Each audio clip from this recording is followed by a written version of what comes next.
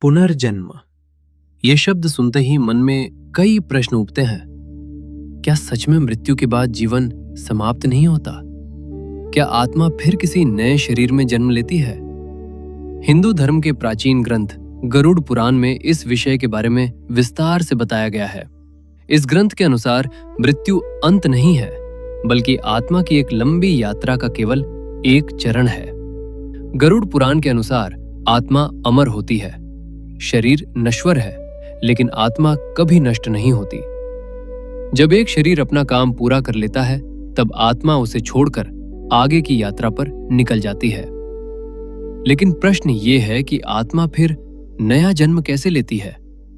गरुड़ पुराण कहता है कि ये सब कर्मों के नियम पर आधारित होता है। मनुष्य अपने जीवन में जो भी कर्म करता है, अच्छे या बुरे, वही उसके अगले जीवन को निर्धारित करते हैं। जब आत्मा अपने पिछले जीवन के कर्मों का परिणाम भोग लेती है, तब उसे फिर से एक नया शरीर प्राप्त होता है। ये नया जन्म किस रूप में होगा, ये भी उसके कर्मों पर निर्भर करता है। यदि व्यक्ति ने अपने जीवन में अच्छे कर्म किए हों, दूसरों की सहायता की हो और धर्म के मार्ग पर चला हो, तो उसे बेहतर परिस्थितियों में जन्म मिलने की संभावना होती है। लेकिन यदि किसी ने अपने जीवन में अन्याय, हिंसा या छल का रास्ता अपनाया हो, तो उसे कठिन परिस्थितियों में जन्म लेना पड़ सकता है। गरुड़ पुराण के अनुसार ये संसार एक कर्म का चक्र है। जन्म, जीवन और मृत्यु, ये सब उसी चक्र का हिस्सा है। कभी कभी लोग ये प्रश्न भी पूछते हैं कि आत्मा को नया जन्म मिलने में कितना समय लगता है। गरुड़ पुराण में बताया गया है कि ये समय हर आत्मा के लिए अलग हो सकता है। कुछ आत्माएं जल्दी पुनर्जन्म लेती हैं, जबकि कुछ को अपनी अगली यात्रा शुरू करने में अधिक समय लग सकता है। ये सब उनके कर्मों और उनकी आत्मा की स्थिति पर निर्भर करता है। पुनर्जन्म का सिद्धांत हमें यह भी सिखाता है कि जीवन में हर कर्म महत्वपूर्ण होता है।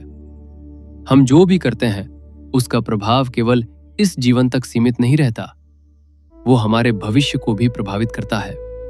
इसलिए गरुड़ पुराण ये संदेश देता है कि मनुष्य को अपने जीवन में अच्छे कर्म करने चाहिए, दया, सत्य और करुणा के मार्ग पर चलना चाहिए, क्योंकि अंत में हमारा धन, हमारी शक्ति या हमारी प्रसिद्धि हमारे साथ नहीं जाती।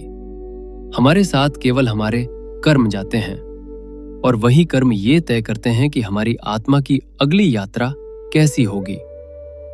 शायद यही कारण है कि हजारों वर्षों से हिंदू धर्म में कर्म और पुनर्जन्म के सिद्धांत को इतना महत्व दिया गया है। ये सिद्धांत हमें ये याद दिलाता है कि जीवन केवल एक अवसर है, अपने कर्मों को सुधारने का, दूसरों की सहायता करने का और अपने भीतर की अच्छाई को विकसित करने का।